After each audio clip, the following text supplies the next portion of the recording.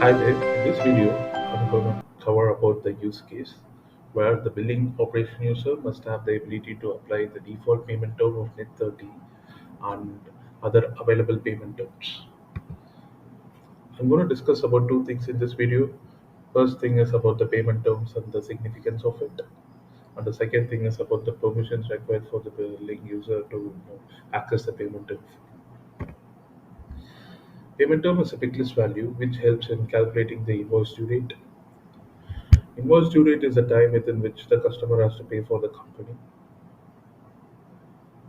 for the order product which they have been invoiced for. So Salesforce billing uses invoice due date to calculate the AR aging report. What do we mean by payment term is it is just a pick list value which can be found on order and quote record. It can be selected on both quote and order records, but if you choose it on quote, it gets auto populated to the order record. But when Salesforce billing is calculates the invoice due date, it just uses the value which is present on the order record. So invoice due date is a field which is present on the invoice object. It is a date field and it helps us to understand the time within which the customer has to pay for the particular invoice. How it is calculated is with the help of the payment terms and the date the invoice has been generated or the order has been generated or has been invoiced. So invoice due date helps a company to track the account receivables aging. When coming to account receivables aging, it is a report which tracks the company's account receivable according to the length of the time invoice has been outstanding. Usually, it's generated in the particular time, like in 15 days, 30 days, and 45 days. AR report is calculated on invoices that has not been paid past their invoice due date. It is used as a gauge to determine the financial health and the reliability of company's customer. If the AR report indicates that the companies are taking longer than usual to pay for the invoice due date, then the market is slowing down or the company is taking greater risk in its sales practices.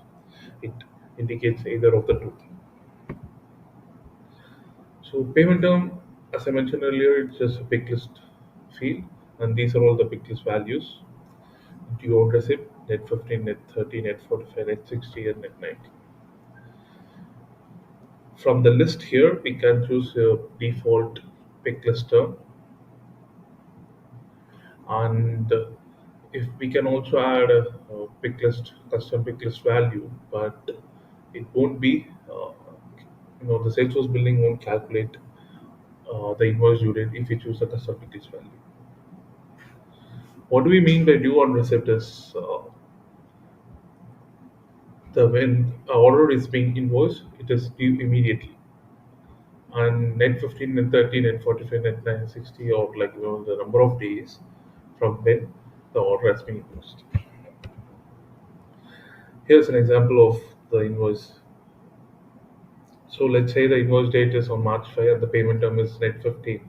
Then the invoice due date is March 19. Payment term. So as I mentioned earlier, that we can't use, we can use custom pick list value to populate, if on the payment term, but it won't, auto populate the invoice due date. So I'll just go to the org and show you the payment term. So if I go to quotes and click on new quote, I've already configured such that the default payment term is net 30. So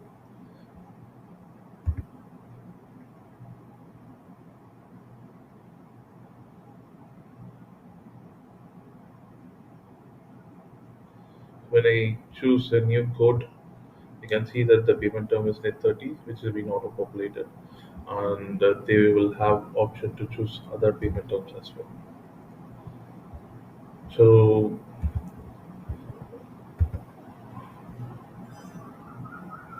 when I go to this record, So I created a quote already and have ordered the quote as well. If we go to the related record, we can see that the order record has been created, and the due on receipt which was chosen, got auto populated in the order record as well.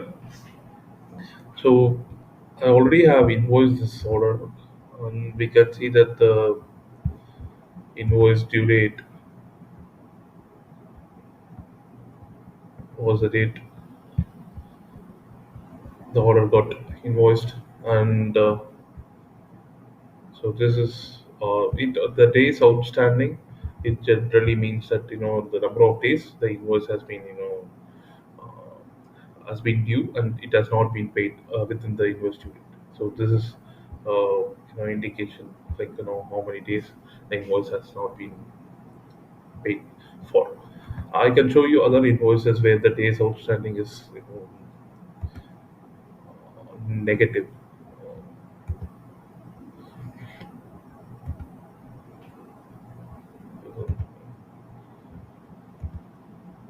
Yeah. So in here, it indicates that minus 27 is, so the still the customer has, like 27 days for them to pay for the invoice. So now, coming to the permissions required for the billing operation user, they actually need access to the permission set license, like the CPQ package and the billing package. So the user record, we just have to uh, give the user CPQ license and billing license, permission set licenses, and once they are given the permission set licenses, they have we can create a permission set where we provide access to the order code and invoice record, the read and edit access, and the read and edit access to the payment term fields. So by applying this payment term to the user record, uh, we will be the user will be able to select the payment terms and edit it, do all sort of things.